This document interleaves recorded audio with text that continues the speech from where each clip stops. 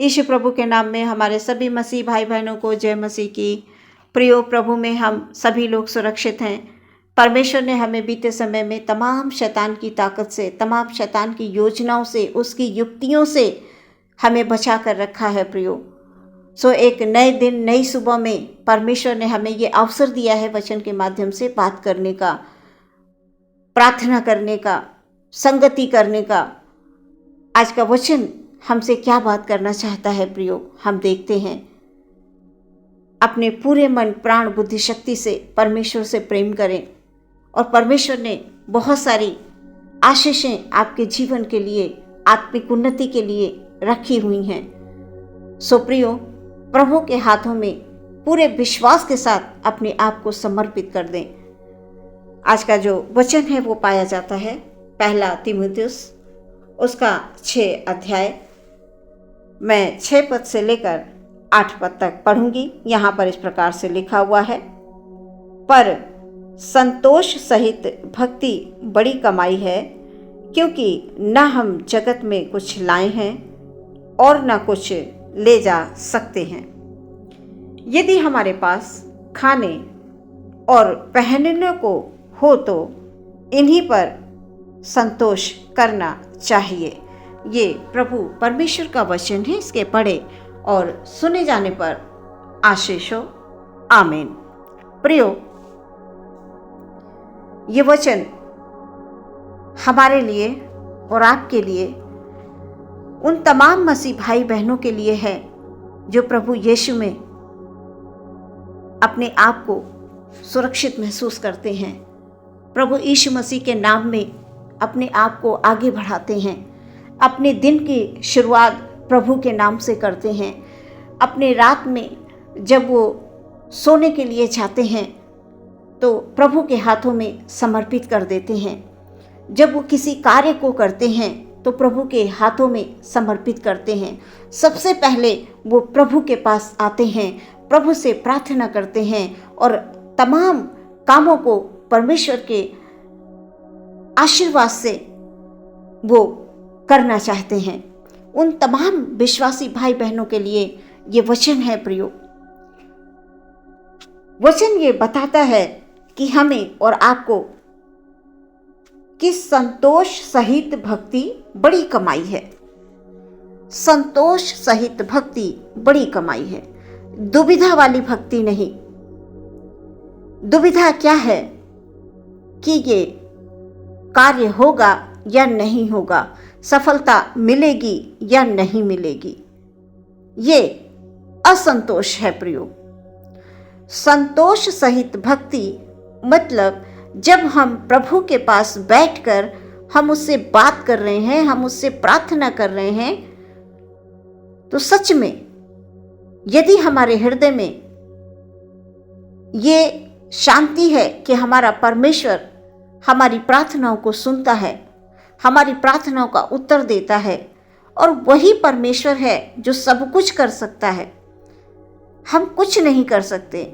जब हमारे मन में ये विश्वास होगा कि हम परमेश्वर के पास आ गए हैं, हमारी सारी समस्याएं, सारी चिंताएं, सारी परेशानियां हम प्रभु के चरणों में डाल देते हैं, हमारा प्रभु इन सब से हमें छुटकारा देगा, हमारा प्रभु हमें आगे ले जाएगा, हमारा प्रभु महान परमेश्वर हमें आशीषें देने के लिए अपने पास बुलाता है। जिन लोगों का ये विश्वास है प्रियो, वो लोग कभी भी किसी परिस्थिति में गिर नहीं सकते हैं, क्योंकि परमेश्वर का वचन ये कह रहा है कि संतोष सहित भक्ति बड़ी कमाई है, क्योंकि ना तो हम संसार में कुछ लाए हैं, ना यहाँ से कुछ ले जाएंगे।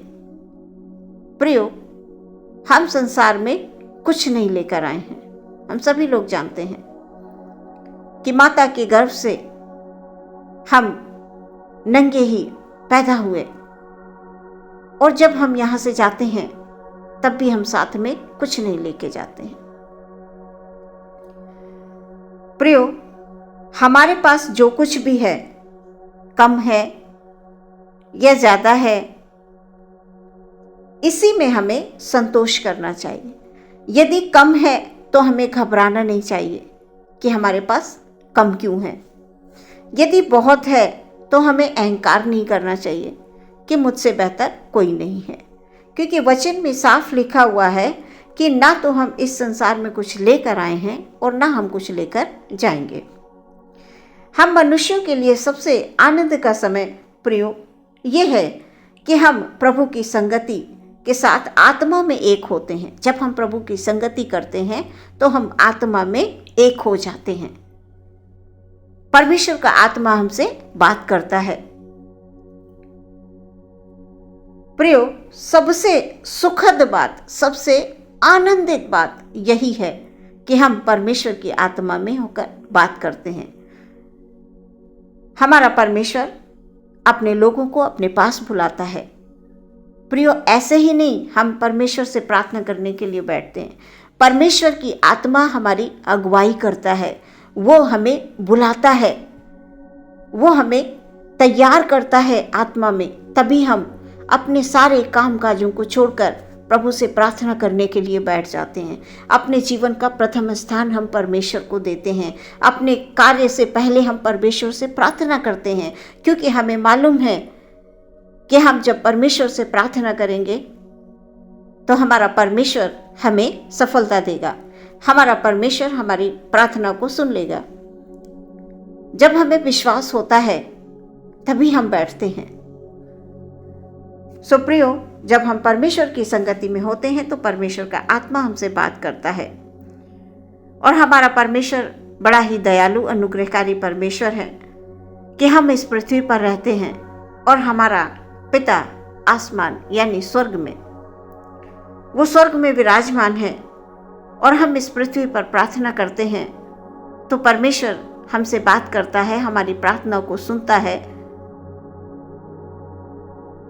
और प्रियो, जब परमेश्वर हमारी प्रार्थना को सुनते हैं, वो हमारी आत्मा से बात करते हैं, तो सच में प्रियो हमें वो आनंद मिलता है, हमें वो आनंद मिलता है जो दुनिया के किसी भी कोने में नहीं है। यानी वो आनंद कहीं नहीं मिलेगा। जब कभी आप संगति में बैठते हैं, परमेश्वर के भजनों को गाते हैं, आनंद पूर्वक परमेश्वर के भजनों को गाते हैं, प्रार्थना करते हैं और प्रभु को धन्यवाद देते हैं, वचनों का मनन करते हैं, प्रियो परमेश्वर की आत्मा आपसे बात करती है। आप कितने आनंदित होते हैं, आप सोच कर देखिए। कभी आपने अवश्य महसूस किया होगा कि परमेश्वर का आत्मा आपसे बात कर रहा है। प्रियो, अगर अभी तक आपने ये नहीं महसूस किया है, क्योंकि जब हम बहुत चिंतित होते हैं, जब हम बहुत परेशानी में होते हैं, जब हम किसी कष्ट में होते हैं, तो हमें लगता है कि दुनिया में सबसे दुखी इंसान हम ही हैं, हमारे ही ऊपर परेशानियां हैं, सामने वाला तो सुख से है। ऐसा नहीं है प्रियो, परमेश्वर आपसे भी उतना ही प्रेम करते हैं, आपसे भी परमेश्वर आत्मा में होकर बात करते हैं। बस कारण यह है कि आप दुख में या चिंता में या परेशानी में परमेश्वर को पहचान नहीं पा रहे हैं, उसकी आत्मा की उपस्थिति को नहीं पहचान पा रहे हैं, परमेश्वर की आवाज को नहीं सुन पा रहे हैं। सो प्रियो, आप परमेश्वर में एक बार महसूस करके देखिए, बैठ कर देखिए, आपको वो आनंद मिलेगा जो आनंद दुनिया के किसी भी कोने में नहीं है, जो आनंद आपको कोई मित्र नहीं दे सकता, जो आनंद आपको कोई आपका रिश्तेदार नहीं दे सकता।